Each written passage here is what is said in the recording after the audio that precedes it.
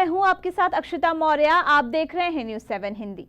लखनऊ में विवेकानंद शरण त्रिपाठी की विशेष एससी कोर्ट ने शुक्रवार को एक कड़ा संदेश देते हुए अधिवक्ता लखन सिंह को न्यायिक प्रक्रिया के दुरुपयोग और झूठी एफआईआर दर्ज करने के आरोप में 10 साल 6 महीने की सजा और 2.51 लाख का जुर्माना सुनाया है। कोर्ट ने पाया कि लखन सिंह ने SC/ST एक्ट के तहत करीब 20 फर्जी मामले दर्ज कराए थे, जिनके कारण अनेक लोगों को वर्षों तक बेवजह कानूनी कार्यवाही का सामना करना पड़ा।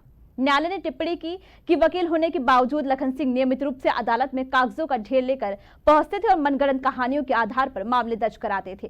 कोर्ट ने लखन सिंह के आचरण को झूठे मुकदमों की फैक्ट्री बताते हुए कहा कि एक वकील के रूप में अपने पद का ऐसा दुरुपयोग केवल निर्दोष लोगों को नहीं बल्कि पूरी न्याय प्रणाली को नुकसान पहुंचाता है।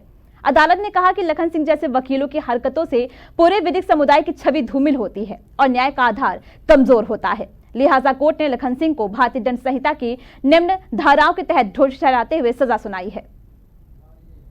इस पूरे मामले पर ज्यादा जानकारी के लिए हमारे साथ न्यूज़ 7 हिंदी के एडिटर अनूप दुबे जुड़ गए हैं। अनूप, विवेकानंद शरण त्रिपाठी को अदालत ने कड़ा फैसला सुनाया है, क्या कहेंगे आप इस पे?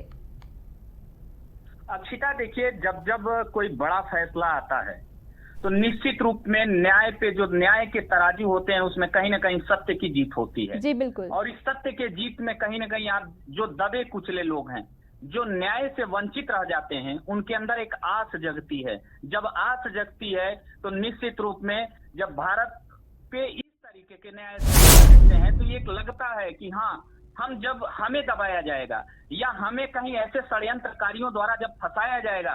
अभी आपको कुछ दिन पीछे ले जाना चाहूंगा और उनके इतिहास के बारे में अगर बताना चाहूं तो विवेकानंद शरण त्रिपाठी एक ऐसे जज हैं कि ये चर्चा में इसके पहले भी आए थे जब धर्मांतरण का मामला चल रहा था। और वो धर्मांतरण ऐसा था कि उस समय देश में एक धर्मांतरण की आग लगी हुई थी। बहन बेटियों को किसी तरीके से बाला फुसला के एक धर्म के प्रति उन्हें उस धर्मांतरण कराया जाता था। उस समय विवेकानंद शरण त्रिपाठी ने एकदम कड़ा फैसला देते हुए धर्मांतरण वालों के लिए नींद उड़ा दिया था। और उसका ये नतीजा रहा कि उत्तर प्रदेश में उस केस के बाद सबसे कम केसेस आने लगे धर्मांतरण के मामले के। उसमें उन्होंने तुरंत जो धर्मांतरण के अभियुक्त थे उनको उन्होंने आजीवन, कुछ लोगों को कठोर कारावास सुनाई तो किसी को उन्होंने फांसी की सजा सुनाई।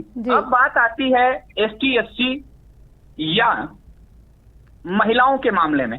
आपको पता होना चाहिए कि राजनीति जो लोग करते हैं या जो समाज में सक्रिय हैं, उन्हें कई तरह से इन झूठे मुकदमे में फंसाया जाता है। ये सुशील दुबे थे जिन्हें जमीन का मामला था और उसमें वो लड़ाई लड़ रहे थे और वकील ने उन्हें ST/SC मामले में फंसाकर कहीं ना कहीं उनकी छवि को धूमिल किया था।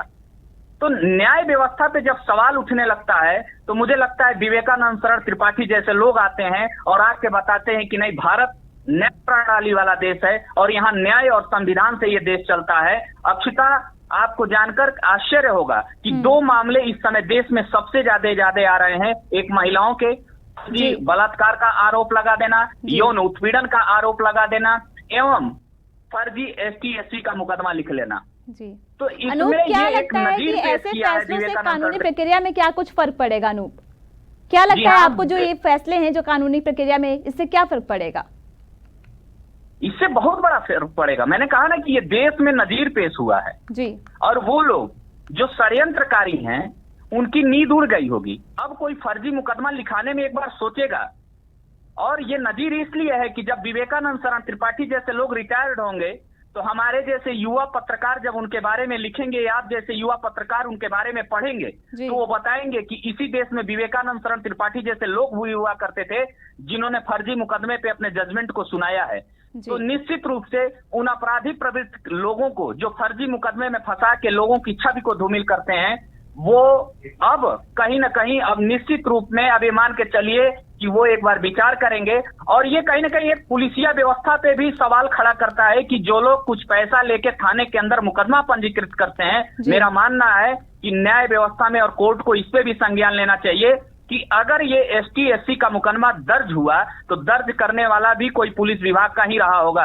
इसमें केवल वकील की मिली भगत नहीं होगी। मुझे लगता है कि न्याय व्यवस्था में कोर्ट को इसको भी संज्ञान लेते हुए जांच करानी चाहिए। अक्षिता जी, हमारे साथ जानकारी साझा करने के लिए आपका बहुत बहुत धन्यवाद अनूप। जैसा कि अनूप ने बताया कि लखनऊ में विवेकानंद शरण पार्टी की विशेष SC/ST कोर्ट ने शुक्रवार को एक कड़ा संदेश दिया है, जिसमें अधिवक्ता लखन सिंह को न्यायिक प्रक्रिया के दुरुपयोग और झूठी FIR दर्ज कराने के आरोप में 10 साल 6 महीने की सजा और 2.51 लाख का जुर्माना भी सुनाया गया है। फिलहाल के लिए इतना ही। देखते रहिए News 7 हिंदी।